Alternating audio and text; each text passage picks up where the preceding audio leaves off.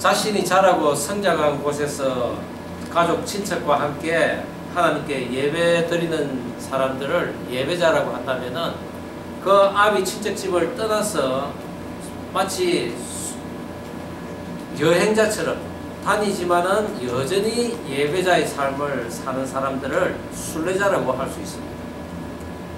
저 또한 순례자의 한 사람으로서 고국을 떠났다가 9년 만에 한국을 방문을 했는데, 먼저 한국에 도착하자 아이들과 함께 한국의 수도인 서울을 돌아보고 또 전국을 돌아보면서 친가와 또 처가댁의 그 선산에 성묘를 하며 여행을 했습니다.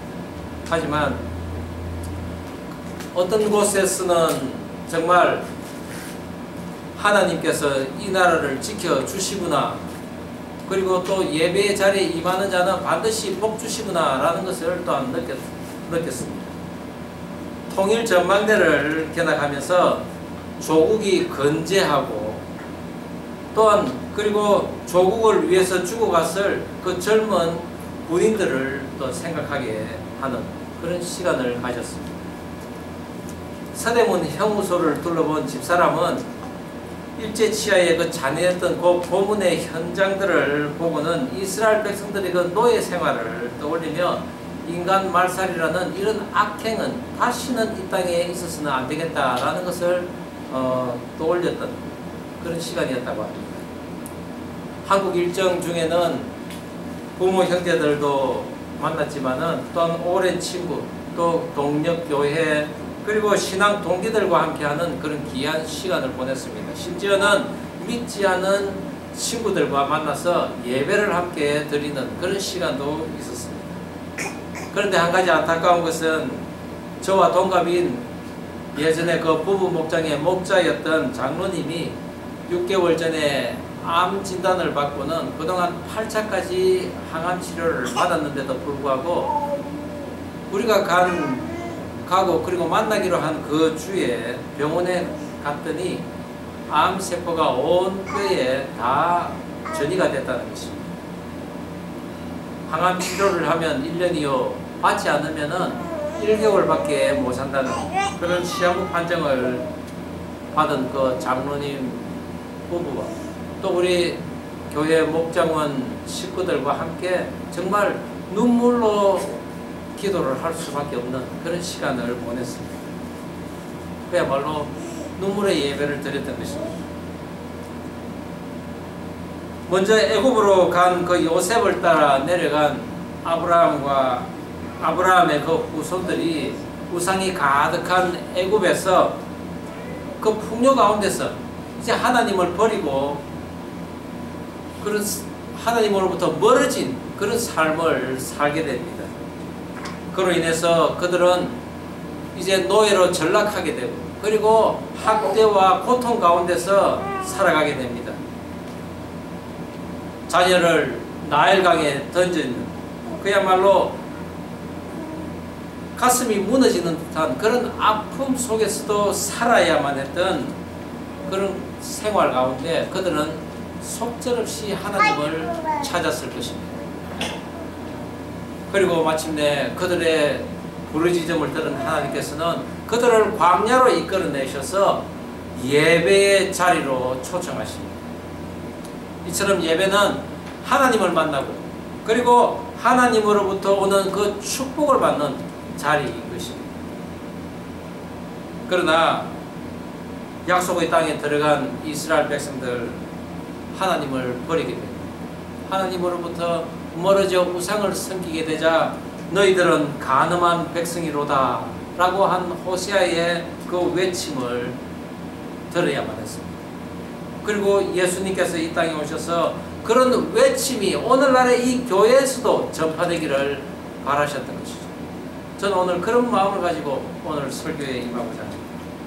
그리고 특별히 오늘은 우리 사랑하는 민영 형제와 은영 자매 그리고 하윤이 가정이 유엔을 섬기고 이곳을 또 떠나 일본으로 가게 됩니다. 그런 가운데서도 어디 곳에 가든지 예배의 자리에 항상 있을 수 있는 그런 가정이 되게 해달라는 마음으로 오늘 설교를 하고자 합니다.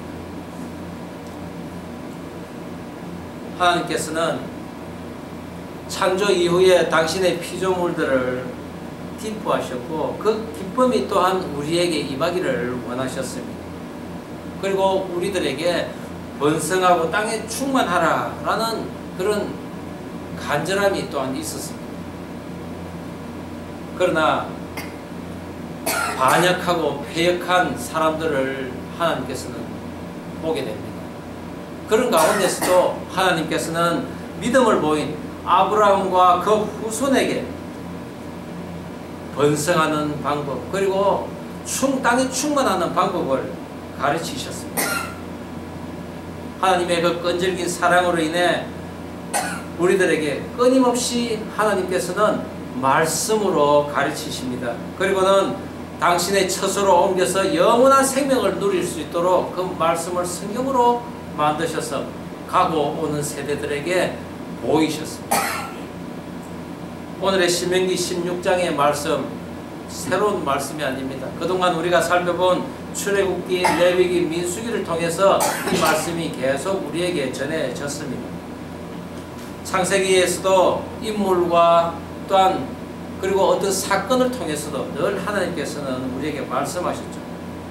가뭄 속에 말라가던 그 들풀이 단비를 만나면은 싱싱해지듯이 우리가 하나님의 이런 말씀을 계속적으로 받아야만 우리의 삶도 또한 풍성해진다는 것입니다. 만약 우리의 삶이 하나님의 말씀을 받았음에도 불구하고 무미건조한 삶을 산다면은 우리는 하나님과 상관이 없는 사람입니다.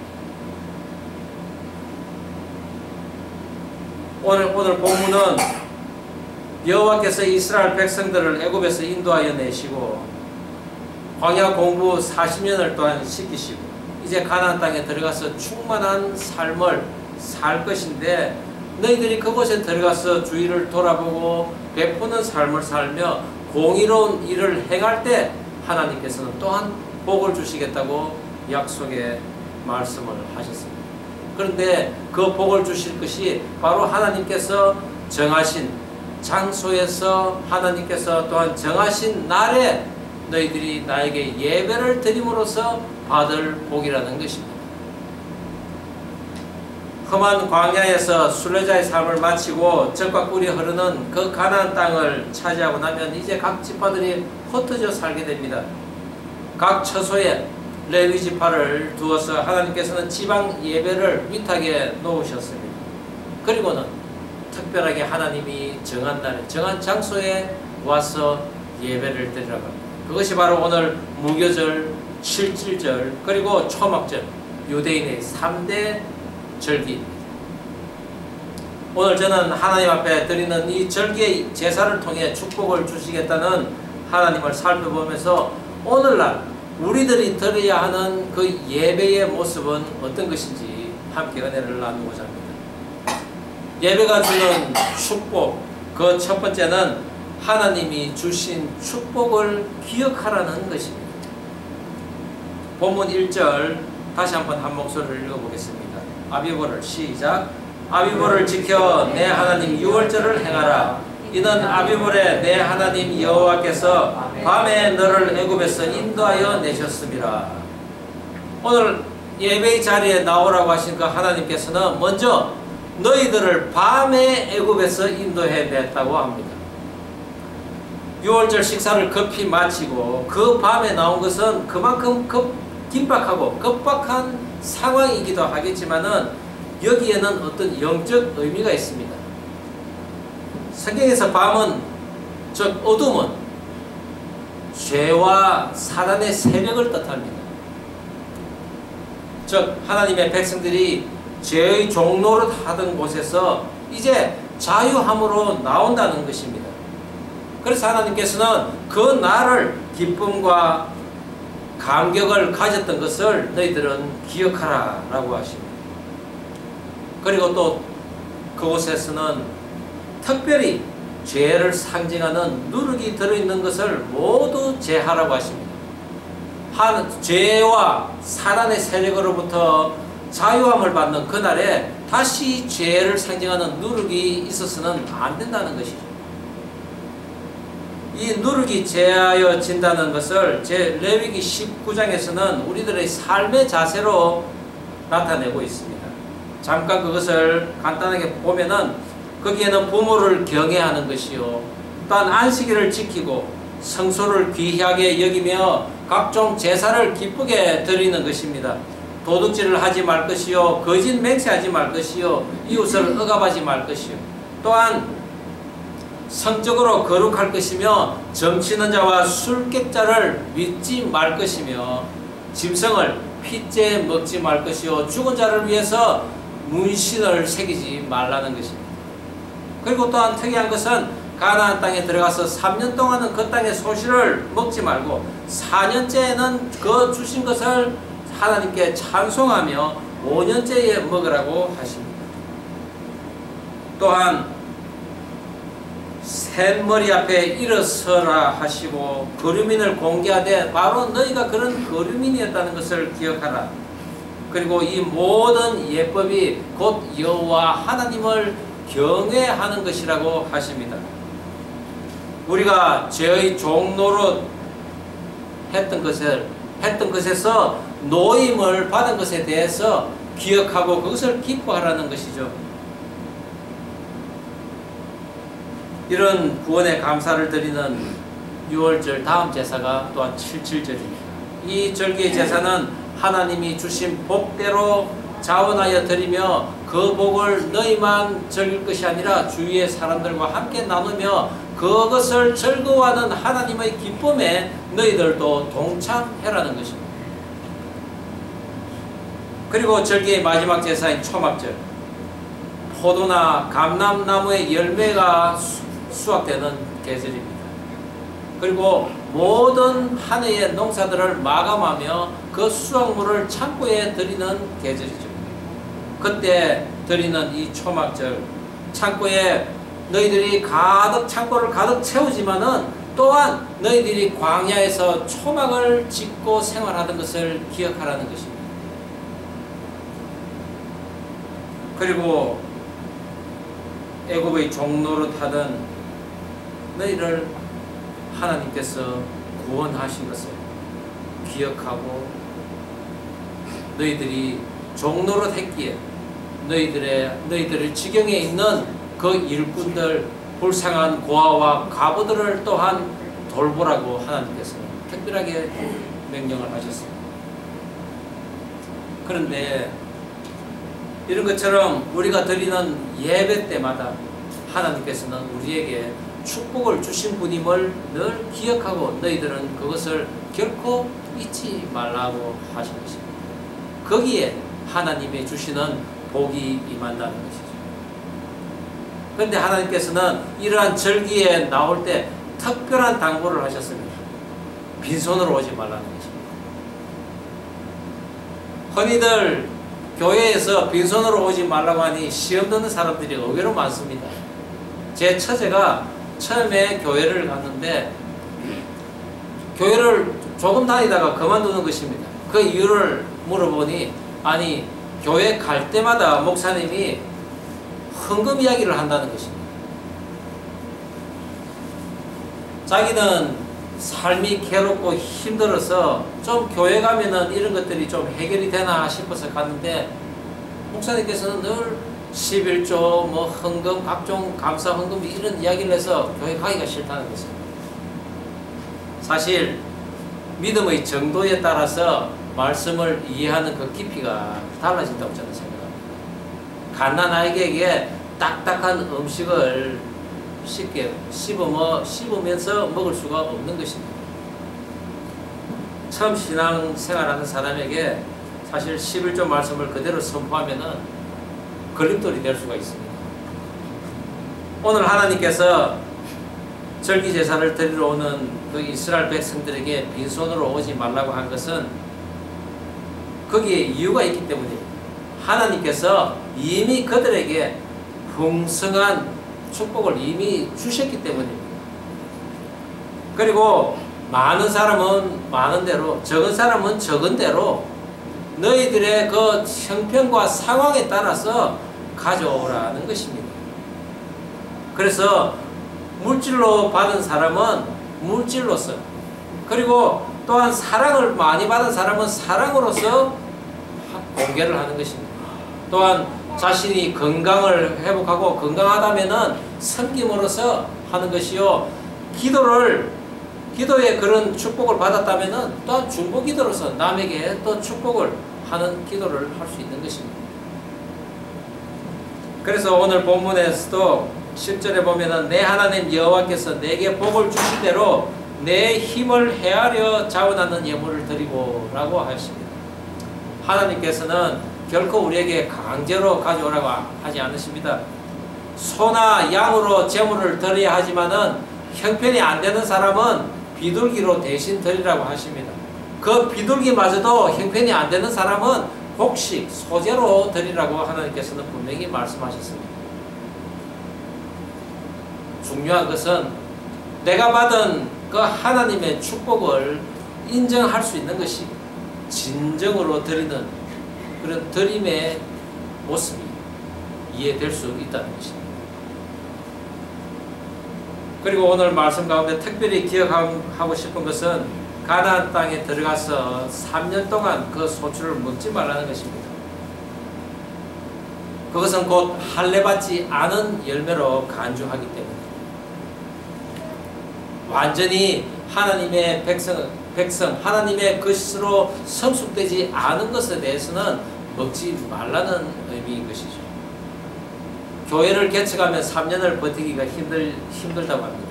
또한 자영업자들도 3년을 버티기가 힘들다고 이야기합니다. 그것처럼 이스라엘 백성들 목축업에 종사하던 자들입니다. 이제 가나안 땅에 들어가면 그들은 농사를 지어야 하고 또 어업을 하게 됩니다. 서툴고 부족한 가운데 시작한 그런 새로운 그런 직업에서 좋은 그리고 풍성한 소출을 얻기가 힘듭니다. 어려운 가운데 조그마한 그런 생산물을 먹고 없애지 말라는 것이죠. 저 또한 지난 5년간 개척 목회를 하면서 사례를 받지 못할 만큼의 실력이 아직 되지 않았기에 하나님께서 아직 그런 상황을 허락하지 않나 생각됩니다. 그렇지만 하나님께서는 비록 제가 교회에서 그 사례를 받지는 않지만은 저희 가정에 또 다른 모습으로, 저희 자녀들에게 또 다른 모습으로 보상을 다 해주셨습니다. 그것은 바로 우리들이 이 예배의 자리를 놓치지 않고 계속 지키고 있었기 때문이라고 저는 믿습니다. 그래서 오늘 시편 기자는 예배에 나오는 자들의 찬양을 이렇게 말씀으로 적어놓고 있습니다. 우리 함께 한 목소리 읽어볼까요? 시편 95편 1절에서 5절까지입니다. 오라. 자, 시작. 오라. 우리가 여호와께 노래하며 우리의 구원의 반석을 향하여 즐거이 외치자. 우리가 감사함으로 그 앞에 나아가며 시를 지어 즐거이 그를 노래하자. 여호와는 크신 하나님이시요 모든 신들보다 크신 왕이시기 때문이로다. 땅의 깊은 곳이 그의 손안에 있으며 산들의 높은 곳도 그의 것이로다. 바다도 그의 것이라. 그가 만드셨고 육지도 그의 손이 지으셨도다. 오라. 우리가 굽혀 경배하며 우리를 지으신 여호와 앞에 무릎을 꿇자. 예배에 나오는 사람은 즐거워해야 합니다. 노래해야 합니다. 감사해야 합니다. 그런 사람들의 예배를 드릴 수 있는 것입니다. 그 예배를 받으시는 분이 누구십니까? 천지를 창조하신 전능하신 하나님이시라는 것입니다. 불가능이 없으신 하나님이심을 믿으시기 바랍니다. 저나 여러분들도 무슨 일이든지 시작한 그 첫 3년은 어떤 큰 보상을 구할 것이 아니라 실력을 위해 수고하는 그런 시간을 갖추어야 합니다. 그래야하면 4년에는 우리에게 허락하신 축복을 허락하신 그 하나님을 찬송하는 때가 될 것이요 5년에는 풍성한 수확을 하게 될 것을 믿으시기 바랍니다. 우리에게 그런 풍성함을 주실 것을 믿고 예배 가운데 지금까지 우리가 받아온 그 하나님의 축복을 언제나 기억하는 저와 여러분 되기를 주의 이름으로 축원합니다. 예배가 주는 축복 두 번째는 공의를 행하는 가운데 약속한 복을 받는다는 것입니다. 오늘 본문 18절에서 20절 다시 한번 한 목소리를 읽어보겠습니다. 내 하나님 시작. 내 하나님 여호와께서 내게 주시는 각 성에서 내 지파를 따라 재판장들과 지도자들을 둘 것이요 그들은 공의로 백성을 재판할 것이니라. 너는 재판을 굳게 하지 말며 사람을 외모로 보지 말며 또 뇌물을 받지 말라. 뇌물은 지혜자의 눈을 어둡게 하고 의인의 말을 굳게 하느니라. 너는 마땅히 공의만을 따르라. 그리하면 내가 살겠고 내 하나님 여호와께서 내게 주시는 땅을 차지하리라. 우리는 죄를 제거하는 수준을 믿음의 상태라고 볼 때가 있습니다. 그러나 오늘 하나님께서는 그 믿음의 상태를 공의로운 재판을 행하느냐 안 하느냐에 말씀하십니다. 즉 우리의 믿음의 수준은 하나님의 그 율법과 계명을 지키고 이행할 뿐 아니라 타인 곧 우리의 이웃, 부모, 형제들에게까지 그들이 이행할 수 있도록 돕는 데까지 있다는 것입니다. 하나님이 명령하신 절기를 지키며 예배하는 삶을 사는 자들은 공의를 따르라고 하셨는데 이 하나님의 공의는 다른 말로 하면은 거룩입니다. 나도 거룩하니 너희들도 거룩하라. 즉 하나님께서 이루어 놓으신 그 엄청난 업적을 깨달아 알고 그것을 지키며 행하지만은 너뿐만이 아니라 다른 사람들까지도 그것을 지키며 행하라고 하시는 것입니다. 그러려면은 바른 재판장들이 세워져야 합니다. 하나님께서는 모세를 이스라엘의 그 재판장으로 세우셨습니다. 그리고 모세를 통해서 이스라엘의 수많은 그 시비비를 가리게 하시고 또한 그들에게 민법, 형법, 상법 그리고 종교법까지도 다 지키게 하셨습니다. 그것을 판결을 모세가 한 것입니다. 그러나 모세가 너무 많은 소송권으로 할 수 없자 하나님께서는 장인 이도를 보내서 그에게 천부장과 백부장, 50부장, 10부장을 세워서 그들을 통해서 이스라엘을 다스리게 했습니다. 재판장으로 선 그 천부장, 백부장들 어떤 사람이었습니까? 행실도 바르고 또한 하나님의 율법과 규례를 제대로 지키며 행하는 자들이었습니다. 하나님을 두려워하는 사람들이었으며 또한 불의한 이익을 싫어하는 사람들이었습니다. 하나님께서는 범우주적 시각 속에서 영원을 볼 수 있는 당신의 천부장, 백부장, 50부장, 10부장을 세우기를 원하신 것이죠. 하나님께서는 오늘도 그런 사람들을 찾고 계십니다. 저는 저와 여러분이 그런 하나님이 찾고 계시는 천부장, 백부장이 되기를 간절히 원합니다. 우리가 율법과 계명을 지키고 또 보이지 않는 곳에서 선을 행하고 우리의 가정에서 우리의 삶이 올바르면 또한 은밀하게 우리의 실력을 연마한다면은 하나님께서 우리에게 반드시 천부장 그 백부장의 자리를 맡기실 것이라는 것이죠. 축구 그 국가대표 이천수라고 여러분 아실 것입니다. 이 이천수 선수가 초등학교 때 정말 축구를 잘했다고 합니다. 남들보다 탁월을 했는데 그에게 있어서 꼭 딱 한 사람이 있었는데 자기보다 잘하는 사람이 한 사람 딱 있었답니다. 그런데 이천수 선수가 생각하기로는 저 선수를 이기지 못한다면 자기는 국가대표가 되지 못할 것이라고 생각하고 날마다 연습을 혼자서 합니다. 그리고 다른 사람들이 보지 않는 곳에서 은밀한 곳에서 혼자 연습을 합니다. 그리고 어떤 기간이 지나고 난 이후에 마침내 그 선수보다 월등한 실력을 자기가 구사를 할 수 있었다. 그리고는 마침내 국가대표 선수가 되었다는 것이죠. 그 이천수 선수처럼 우리들도 마찬가지입니다. 우리들의 신앙, 믿음 또한 남들 보지 않게 또 열심히 연마하고 가꾸어야 하는 것입니다. 어느 날 그저 우리가 믿음이 생기고 신앙이 생기는 것이 아닙니다.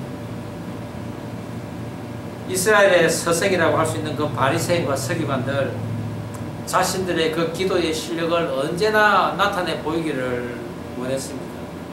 그리고 또 그들은 가난한 자와 부한 자를 구별했고 서로 다른 대우를 했습니다.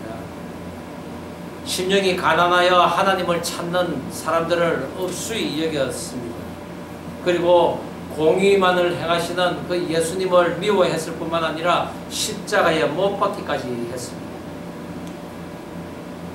오늘 하나님께서는 사람을 외모로 보지 말고 또한 뇌물로 인해 재판이나 판단을 굽게 하지 말라고 하셨는데 사실 이것은 성령 하나님께서 우리 안에 내주하셔야만 가능합니다.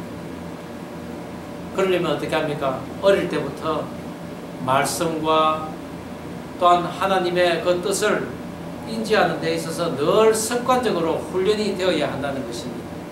사도 바울처럼 성령께서 매주 교통하는 사람이 되기 위해서는 그 또한 어려서부터 하나님의 말씀으로 무장이 되었던 사람들입니다. 그래서 그런 사람들은 오직 하나님으로부터만 가능하다는 것이죠. 우리의 삶의 자리가 예배의 자리가 되어야 하고 우리의 예배의 자리가 또한 삶의 자리가 되어야 합니다. 그리고 그 삶의 자리는 공의가 행해지는 자리가 되어야 한다는 것입니다. 그렇다면 하나님의 그 공의는 어떤 것을 의미할까요? 이 공의라는 째다카라는 단어는 의로움, 정직, 그리고 구부러지지 않음을 뜻합니다. 즉 선악의 제재를 공평하게 하는 하나님의 적극적인 품성입니다. 그래서 신명기 32장 4절에 보면 하나님의 공의를 이렇게 표현하고 있습니다. 그는 반석이시니 그가 하신 일이 완전하고 그의 모든 길이 정의롭고 진실하고 거짓이 없으신 하나님이시니 공의로우시고 바르시도다 라고 말씀하고 있습니다. 그렇습니다. 하나님의 공의는 상황에 따라 조건에 따라 또 사람에 따라서 달라지는 것이 아닙니다. 또한 이 째다크는 정직하고 의롭고 구부러지지 않는 판단을 할 뿐만 아니라 번영이라는 뜻을 또한 가지고 있습니다. 이것은 상대방에 대해 정직하고 의로운 일을 행하며 긍휼함으로 보살필 뿐만 아니라 그를 위해 축복하는 것까지 해야 합니다. 그리하여 그가 하나님의 축복을 받기까지 그를 대하는 것, 그것이 바로 하나님의 공의를 행하는 것입니다. 이런 공의를 행할 때 하나님께서는 우리에게 화평을 주시고 영원한 평안과 안전을 주시는 것입니다. 이것이 바로 예배의 삶에서 나오는 것이죠. 예수님께서 초막절 절기를 지키러 예루살렘에 가셨을 때 바리새인과 서기관들은 안식일에 병자를 고치는 예수님을 죽이려고까지 하셨습니다. 그렇지만 하나님의 공의는 안식일에 병든 자를 고치는 것입니다. 한국 일정을 마치고 돌아왔는데도 제 마음 한구석에는 지금도 병마와 싸우고 있는 그 신앙의 동료인 그 장로님이 계속 생각이 납니다. 또 하나님의 말씀을 오해하며 살아가는 그런 어떤 지체도 생각이 납니다. 그들로 인해 근심이 되고 기도가 되는 것입니다. 그 장로님 하나님을 만난 이후에 한 번도 성전을 하찮게 여기지 않았다고 합니다. 늘 하나님의 성전을 사모하고 예배를 사모했던 분입니다. 입원하기 바로 전까지도 그 하나님의 그 성전을 섬기고 또 예배에 참석하기를 사모했던 그분께서 정말 이제 항암 치료를 새로 시작하셨는데 더 이상 고통당하지 않고 아프지 않고 치료를 잘 받을 수 있기를 기도하고 있습니다. 예수님께서 채찍에 맞음으로 우리가 나음을 입었다고 했듯이 그 말씀의 기적이 오늘 날에도 일어나기를 간절히 기도하고 있습니다. 말씀을 바르게 이해함으로 우리가 갈 길을 알게 되고 남들에게도 할 일을 지시할 수 있는 그런 바른 성도로 성장해야 함이 우리 모든 성도들에게 있어야 함은 바로 축복이 보장된 신앙생활을 했음에도 불구하고 하나님의 진노로 광야에서 쓰러진 광야 1세대가 있었기 때문인 것이죠. 우리는 그것을 기억해야 합니다. 사실 우리가 죽을 존재였습니다. 그러나 우리를 너무나 사랑하신 그 하나님께서는 우리와 영원한 교제를 나누시기를 원하십니다. 그런데 우리는 죄를 지었기 때문에 그 삭스로 사망해야 합니다. 죽어야 합니다. 그런데 공의의 하나님께서는 우리의 그 죄를 그냥 없이 하지는 않으십니다. 그 대가를 치러야 합니다. 그 대가를 치르기 위해서 하나님의 그 독생자이신 예수님이 이 땅에 내려오셨습니다. 우리의 죄를 대신 짊어지셨습니다. 그리고 우리는 나음을 입어서 하나님과 교제를 할 수 있습니다. 그러나 그 교제, 영원한 교제가 되기 위해서는 예수님의 부활이 있어야만 했습니다. 그래서 장사된 지 사흘 만에 예수님께서 부활하심으로 우리는 영원한 교제를 하나님과 할 수 있게 된 것입니다. 예배의 구성 요소는 예배 받으실 분이 있어야 하고, 그리고 예배 드리는 사람이 있어야 하고, 그분 앞에 드리는 제물이 있어야 합니다. 하나님은 찬양받기에 합당하신 분이시기에 아무 문제가 없으시지만 예배 드리는 우리와 제물이 언제나 문제였습니다. 나를 보이는 제사, 나를 드러내는 제사, 그리고 나의 욕심을 채우기 위한 제사, 하나님께서 결코 기뻐하지 않으심을 명심하시기 바랍니다. 그렇다면 하나님이 정하신 곳 중앙성소는 어디입니까? 바로 하나님의 말씀이 있는 곳, 성경입니다. 누군가 나를 위해 성전문을 닫아주면 좋겠다고 하신 그 하나님, 또한 성전의 마당만을 밟는 그런 신앙, 그리고 목적을 위해 마지못해 드리는 제물, 그것은 바로 성경 근처에서 서성거리는 사람들의 모습인 것입니다. 오늘 저와 여러분의 삶에서 과연 나의 제사의 모습은 어떤 것인지, 내가 가져가는 재물은 또한 어떤 것인지 살펴보는 시간이 되면 좋겠습니다. 그리고 그 예배 가운데서, 그 제사 가운데서 나를 구원하신 하나님을 기억하고 지금까지 나에게 쏟아 부어주신 하나님의 축복을 또한 기억하면서 그 축복을 다른 사람들에게도 공의롭게 베풀 수 있는 저와 여러분 다 되기를 주의 이름으로 축원합니다.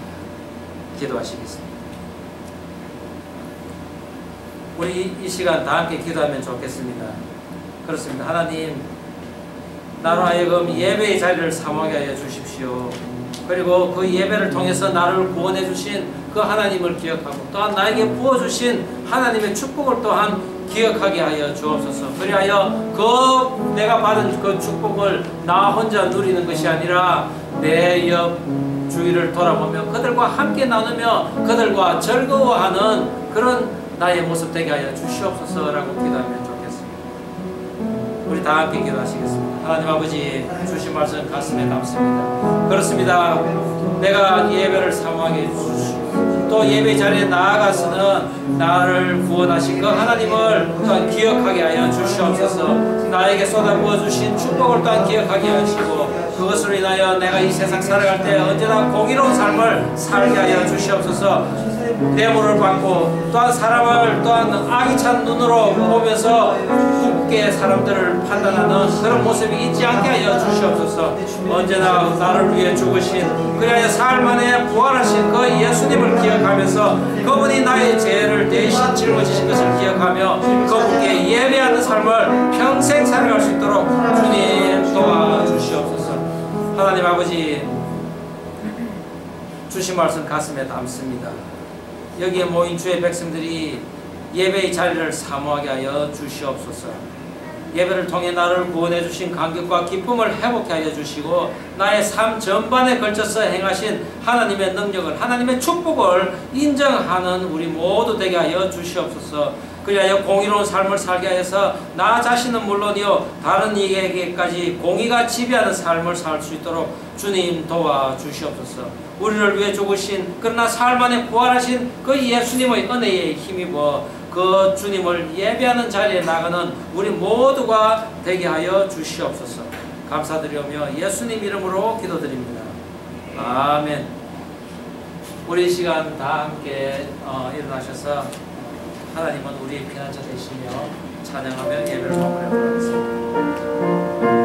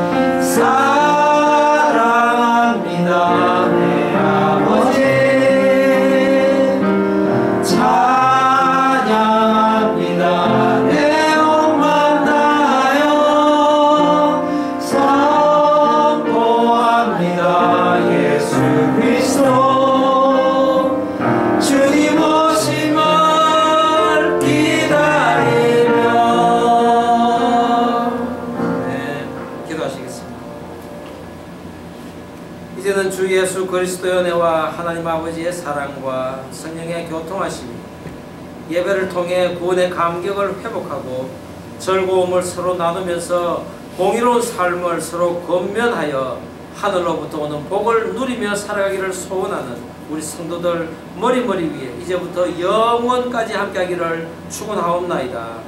아멘.